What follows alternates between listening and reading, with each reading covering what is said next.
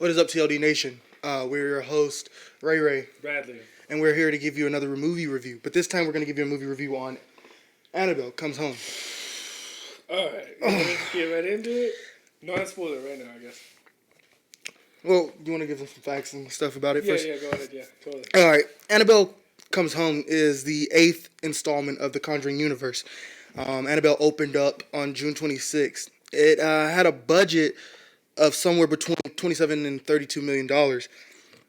It has received a lot of mixed reviews from critics, and overwhelmingly, the franchise itself has grossed over 135.5 million at the box office. And its opening night, it took home $3.5 million. Wow. Yeah. 3.5 million? 3.5 million. Pretty good. The franchise has been a huge success and has grossed collectively over the 8 films $1.8 billion. I think that's pretty good. It was directed by Gary Dauberman, starring McKenna Grace, Madison Eisman, Patrick Wilson, and Vera Farmiga. My boy, Patrick Wilson. And Katie Serif. I think that's her name. Don't quote me if I'm wrong. It has a total runtime of 106 minutes. Overall, I went in expecting it to kind of be a boring movie. And it wasn't, actually. No, it really wasn't boring, actually.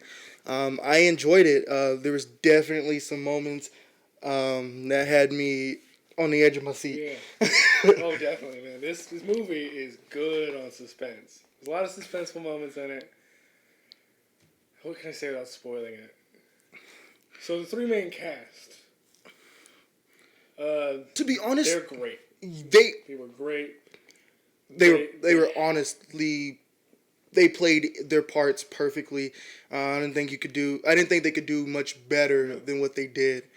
Would you count the boyfriend, right? Boyfriend? Well, he's not boyfriend. I don't know the spoiler. He's not boyfriend. He is definitely the love interest. The love interest to the main character, to the main character. Yeah. Would you count him as a main character? I wouldn't really count him as a main. I'd count him as like a supporting role for sure. Yeah, he was definitely one of the lacking parts of this movie. Yeah. Sadly. Yeah. Of the 3 main characters, who do you have to tip your hat off to? Well, the little girl. Oh yeah, McKenna. Judy. Judy. Yeah, no, she was great. Oh man, some stuff happens to her in this movie. I'm telling you, just watching her throughout the movie, you definitely see her growth. She's definitely the smartest character there. She is the daughter of Lorraine and Ed Warren. Mm-hmm. And you can tell she's definitely learning some stuff from her parents. And that this isn't her first trip or her first rodeo, how they would say. If you're looking at the movie at a scenery, like based off how it looks, what would you have to say about stuff like that, or the scene of the movie, or how it flowed? I think it really worked pretty well. It worked really well for a horror movie. It's a Conjuring movie, so you know what you're getting into. It's going to be suspenseful. It's definitely a better movie than the last installment, which was La Llorona. And also The Nun. The Nun and La Llorona. Yeah. The characters were dumb. It was all just jump scares. And that was probably my biggest fear going in the movie, was that there was going to be a lot of jump scares. Yeah, and but there's maybe 3? Maybe 3. And the writing on the movie was actually really well. The picture, the director's view for what he wanted this movie to show, really did well. Yeah. Can we get kind of not spoilery? Is the fog a spoiler? No, I wouldn't say there was too much fog. Yeah, it was kind of overwhelming. So much fog, it felt like the theater was foggy. in my opinion. But I really feel like they went a little bit overwhelming with the fog. Now, I think one of the demons was the fog? I believe he was. Yeah, one of them was the fog. I guess, yeah. He's a spirit. I mean, I guess they all have powers in some way. No, but like, I mean, everything was great from. I would really say from the opening scene. Yeah, the opening scene. On it kept me in. It kept me in. Yeah. There's this really. It's supposed to be creepy. It's supposed to be really creepy. It does. The scene does end up getting creepy and like eerie and stuff like that. But it starts off with one of the characters, and it's just a nice, sweet scene with a spirit, and it kind of introduces you into the movie, shows you the power. Like if you've never seen a Conjuring movie, like I haven't, I saw a little bit of The Nun and saw a little bit of Rona. They weren't great, and I'm not a big horror movie person, except It for some reason. I love this movie. Don't know why, but it was a great scene, and like that kind of set the tone for the movie. Is that there's gonna be scary parts. There's going to be a lot of suspense, and then there's going to be some sweet parts and some funny parts. But they had to put some some scenes in there that would take you off edge or keep you from being too tense because they didn't want you so wound up. And I felt like they did a really good job with that. And that was something I was really looking at going into this movie was how they were going to keep you engaged in the movie. And me personally, I hate horror movies. Hate the entire time. I was trying to find a way to get out of the movie. Dude, there was one point where we're like maybe 30 minutes from the movie. Yeah. 30 minutes from seeing this movie. He goes, "How about this, man? You refund the money, we go home, we eat chips." That was his whole plan. I was like, we can figure something out, man. We can figure something out. I was like, no, man, we gotta watch this movie because someone wants us to review it. But honestly, after seeing the movie, I don't regret seeing it. Normally, you would have some people in the theater who are eye covering and keep turning their head a couple times. But honestly, here's the thing, I did shut my eyes one time. And that's just because the suspense got to me. Bro, I looked around as the movie was playing out, and I saw there was a lot of people actually engaged and focused on the movie. And I haven't seen a lot of people engaged or focused at a horror movie, in a while. Because nowadays horror movies are cheesy. They're cheesy. I mean, granted, horror movies have always been cheesy. Like that's something that a lot of people forget is that. Horror movies, they're not supposed to be suspense all the time. They're supposed to be moments of levity with comedy or with heart. And, I mean, frankly, sometimes cheese. But this movie stays away from cheese pretty well. There's one or two parts where I'm just like, that could have been cut out. I would say one of the beginning parts of the scene, the beginning part of the movie was pretty cheesy to me. Yeah. We'll get into that later. Yeah. Yeah, I don't know how long we've been going, I guess. I mean, it doesn't really matter, I guess. I mean, we don't really have time in it. But, I guess if you want to, we could go ahead and dive into the movie and break it. Before we do that, give rating. So, out of 10. It's hard for me to rate a horror movie because I don't like horror movies. Okay, how about this? Based on your experience with horror movies, right? Rate it based on the horror movies you've seen.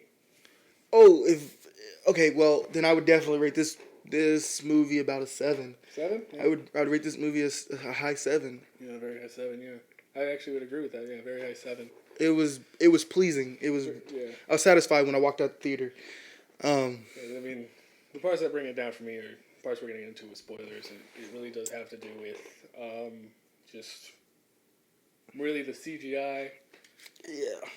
And some of just the character decisions, and that's about it. Yeah. So I guess if you haven't seen the movie yet, tune out now. I'll probably put some sort of we could put some annotations maybe, or maybe some stuff in the description. Check out some other videos. And If you are checking out at this moment, remember to like, comment, and subscribe. definitely share this video. We're at 100. We're at 100 subscribers. We're trying to grow. Man. We're trying Our to grow. next goal is 200. Doing that right now. Next goal is 200. Well, thank you guys if y'all are tuning out at this moment. Yeah, right. Bye, guys. All right. A little bit more time. Okay, they should be gone by this point. Dude, okay. My only issue, right, is CGI. There's two characters. There's two. So you see, what, four? Four. Four ghosts? Well, you see a lot of ghosts. You see, but you technically see four spirits. Yeah, you see. Okay, so you see the four antagonists of this movie, right? Which are the demon front in Annabelle, the one like using it as a conduit. I'm just gonna call her the bride because I don't remember her name. The demon dog or the hellhound. The hellhound. And then the werewolf type. That was the hellhound.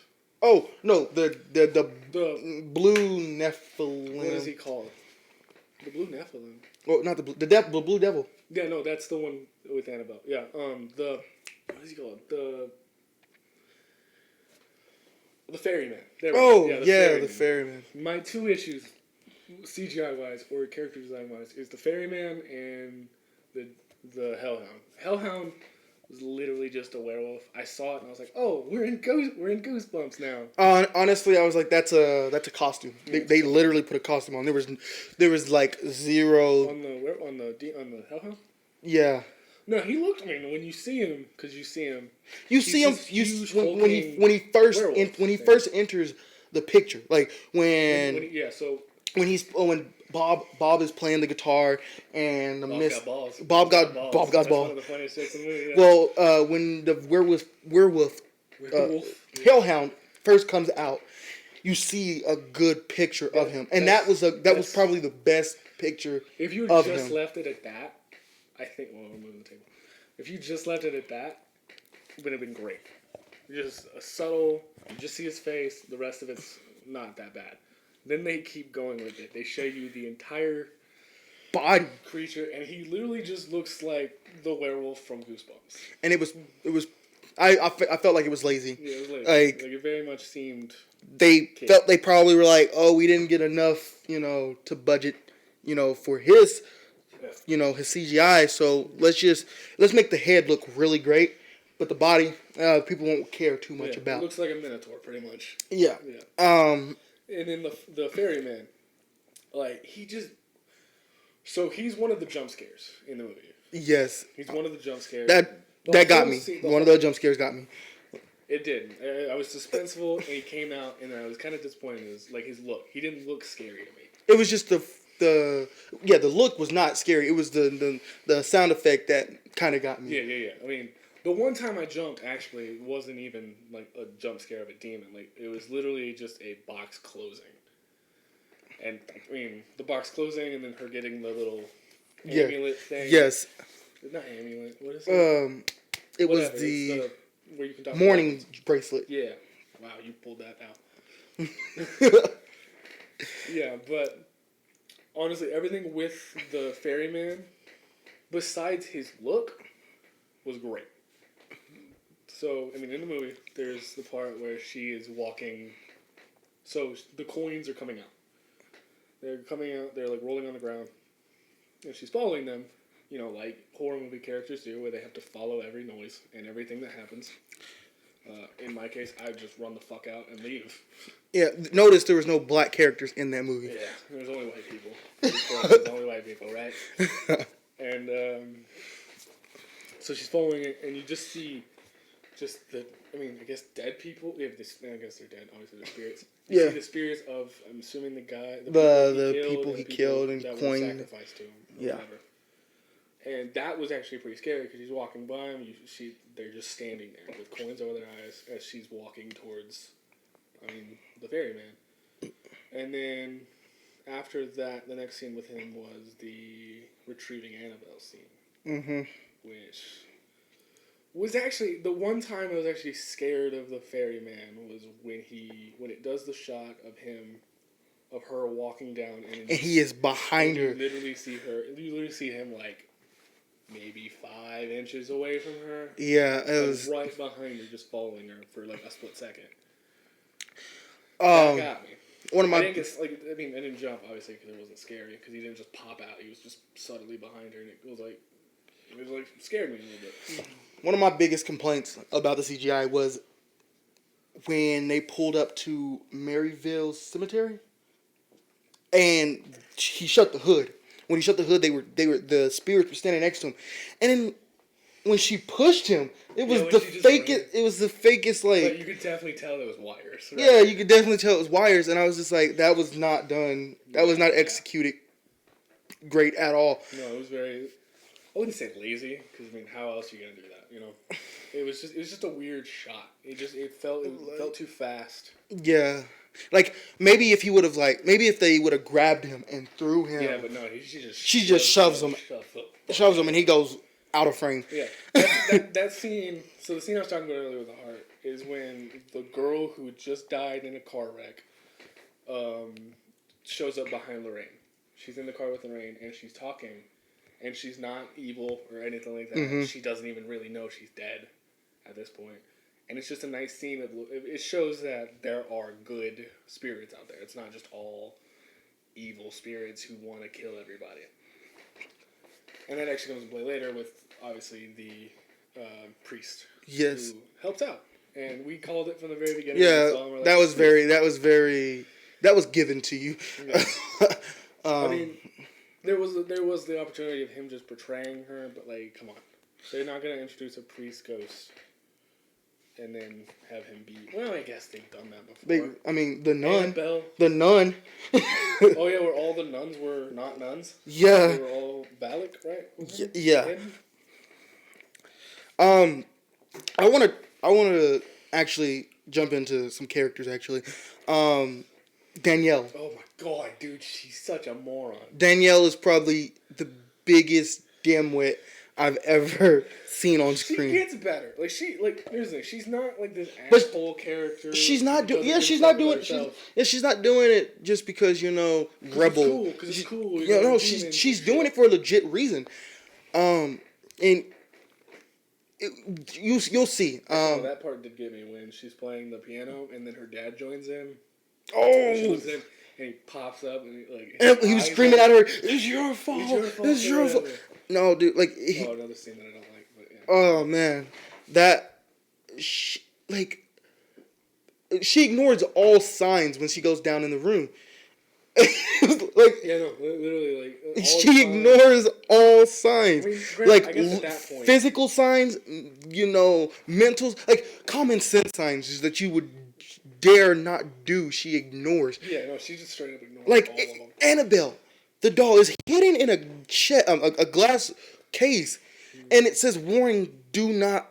Positively, do not open. Yes. So I don't know if I had a shot here. So but I don't. So no one in their right mind is going to, let me open this. No. That's the dumbest thing you would do. I mean, granted, I guess they imply it that she hopes they're real, but doesn't know it. Mm-hmm. But it's Judy. I hope that's her name. Judy is all of this is in one room. This is it's the most evil in the movie. In this movie, that's the most evil place on the planet. They say, or not? They don't say it, but they kind of imply this is a very evil place.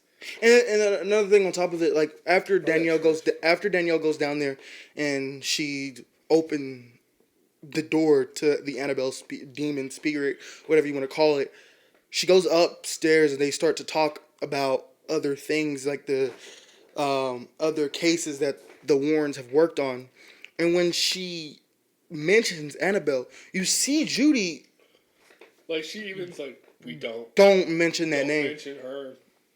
We don't talk about her. No, she is the most evil thing in the room. Yeah, so now I think I'm hoping at this point in the movie that Danielle's starting to let it click that she just fucked up.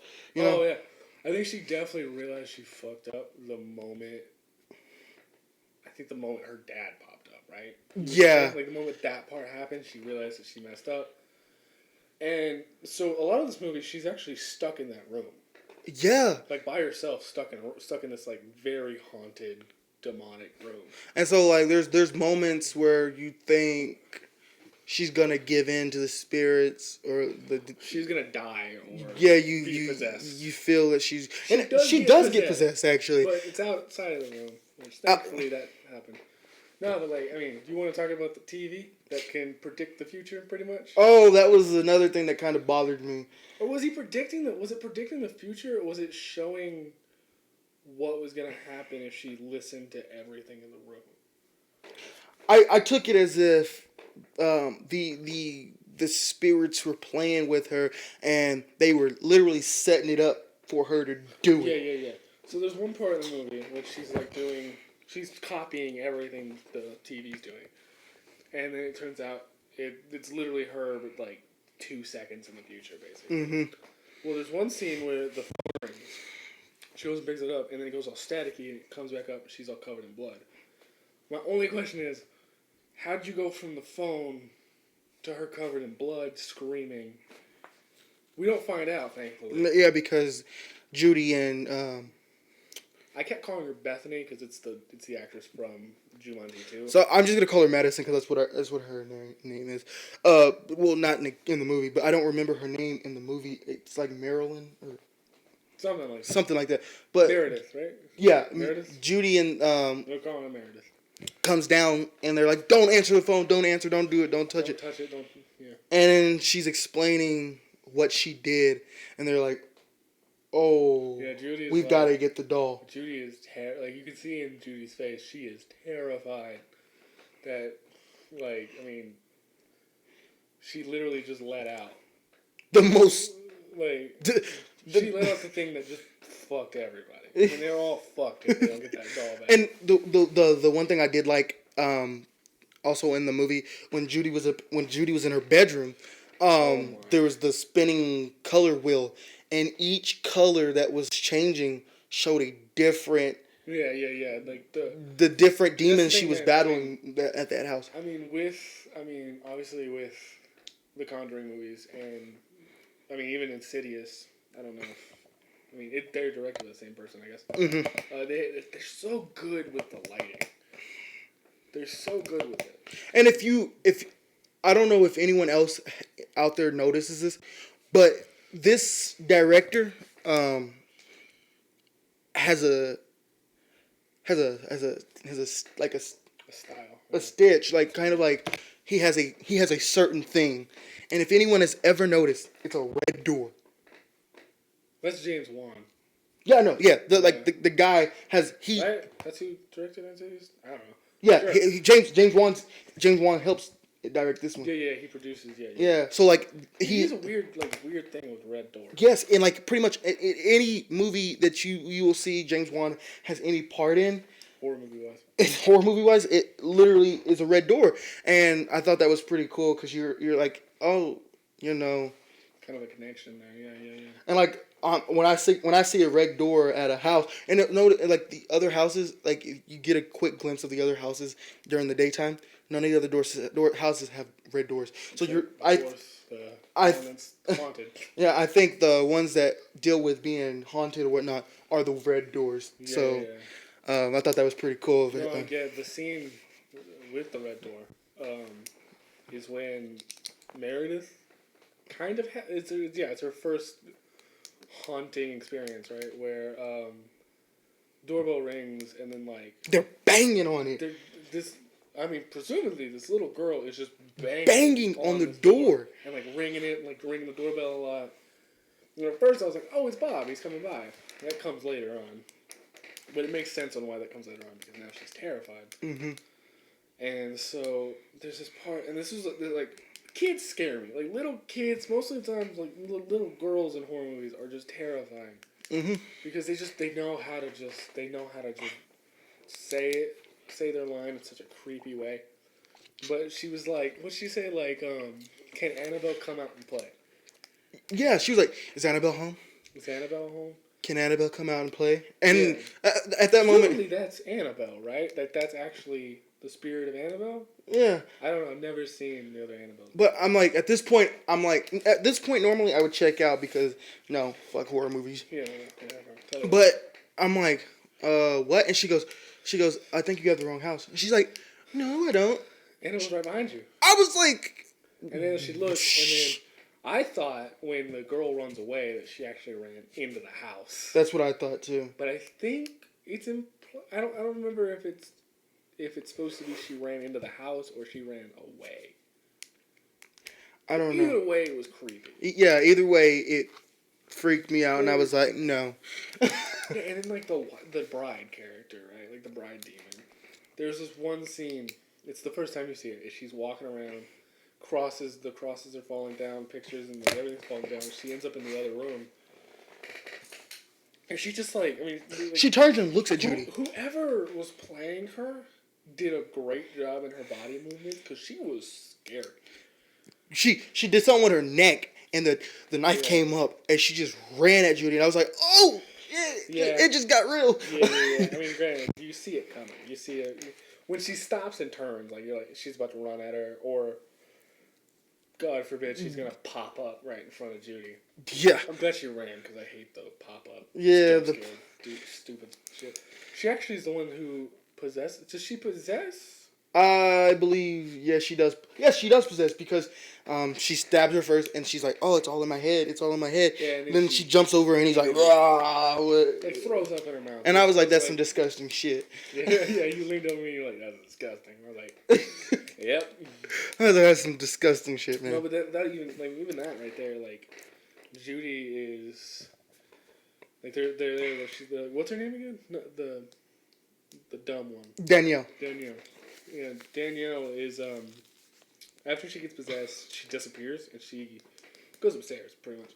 Mm-hmm. And, Meredith, or whatever her name is, comes over and says, like, where's Danielle? And I think at that moment, Danielle's like, hey, come help me, or whatever. Mm-hmm. And Judy, being so smart, is like, yeah, that's a bad idea. That's not Danielle.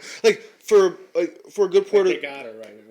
For a good portion of the movie, I honestly felt like Judy was the babysitter. Ironically, yeah, like she knew what she was doing. Well, she knew a little bit of what she was doing. She knew how to take care of them.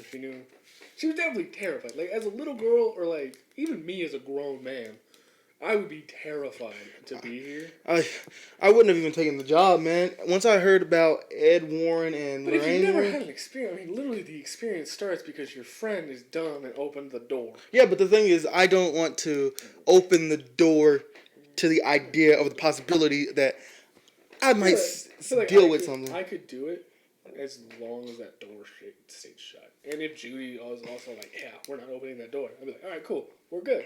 Let's bake some cakes. Let's go roller skating. Let's watch the movies. Let's play a game. Also, there's a game in this one. What is it called? Peaky... No, it's Feely Wheely. Feely Wheely? Feely Mealy, right? Yeah. Feely Mealy? I don't know. It was Feely something. That game. I don't get the purpose. The purpose was to get the key, right? Here's another thing that happened in the movie that kind of like bothered me. She was like, when Judy was like, what did you touch? And Danielle looks at her with the straightest face. Everything. I was like, that is the dumbest thing you could have possibly done is touch everything in this room. And you're even wearing one of the devices, right? One of the things right now. I kind of figured that was not that haunted. It wasn't. I don't think it was that haunted. That one brings back like loved ones. It also brought back because did she put it on and then he started playing shit, or was that after it? I think it was before.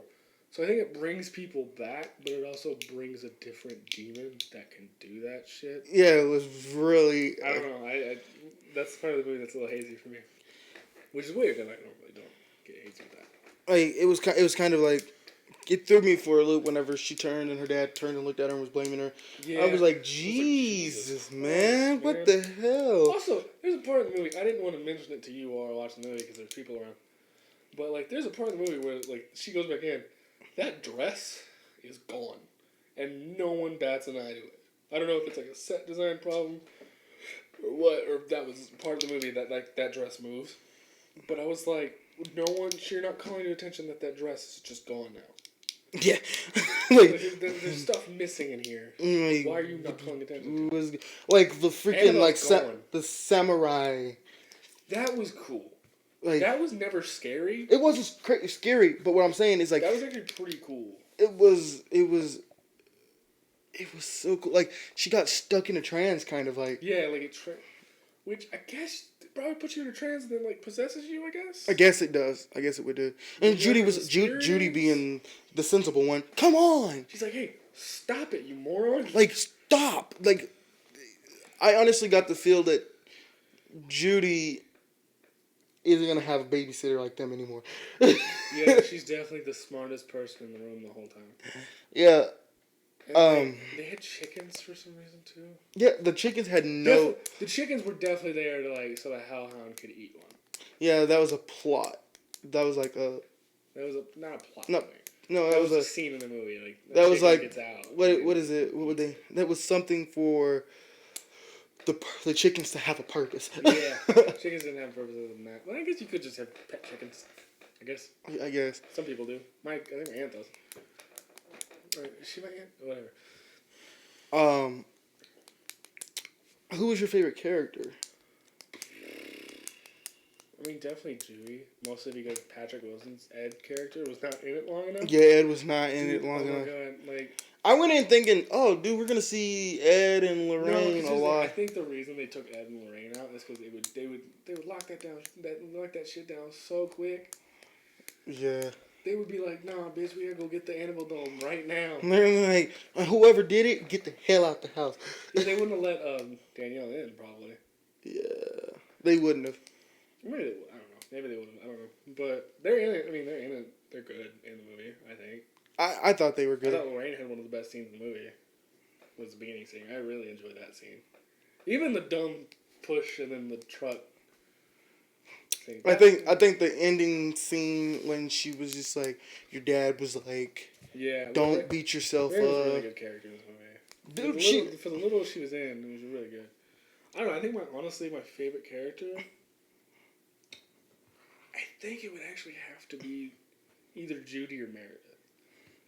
I still don't know if that's her name, but we literally have a laptop right here, but I'm not. I really feel like it was Marilyn. Was it Marilyn? Maybe. It doesn't matter. Whatever. We're saying her name wrong. I'll put it in the description what her real name is. With her though, it's a little biased, right? Because I enjoy her as an actress, and I have a little bit of a crush on her. I don't know how old she is. That's the weird thing. Oh, she's definitely in her 20s. Yeah. At most 18.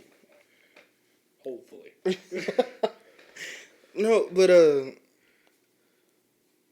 honestly, if you're going to want to see this, if you're going to go see this movie, I'd go see it. Yeah, I'd go see it. Definitely. I'd go see it. It's worth it. It's definitely also, I don't know if it's a date movie, because there's not a lot of jump scares in it. Like, a lot of date movies have jump scares. If your girl or your guy likes horror movies, definitely take them. They're going to go see it anyways. Yeah. So that you don't need to worry. Is that camera? Dude, honestly, I'm kind of worried that is not zoomed. But, so if you could see more of the room, there you go. But, if you can't, the same shot as before, that's good. But yeah, no, like, I think this definitely is not a movie for you if you don't like suspense, if you don't like tension and just feeling on edge the whole time, because this movie is like filled to the brim with those moments of just. And then like when you think there's gonna be something, it holds you tight and it holds you and then boom, nothing happens. And you're just like, fuck. Thankfully, there's no dumb like fake jump scares where like a character just walks into a room really fast. Yeah. I would have been so mad with that. I was glad there was none of those. Yeah. So, okay. That's our, I was going to say quickie review, but it's definitely not. That's our, that's on Annabelle Comes Home. Definitely go see it if you enjoy it. And don't forget to like, share, comment. And subscribe. Definitely subscribe. We will be back with more reviews, more content for you guys. Our next review will be Spider-Man Far From Home. And let's just say that one's going to be a lot funner than this one. Thank you. Peace.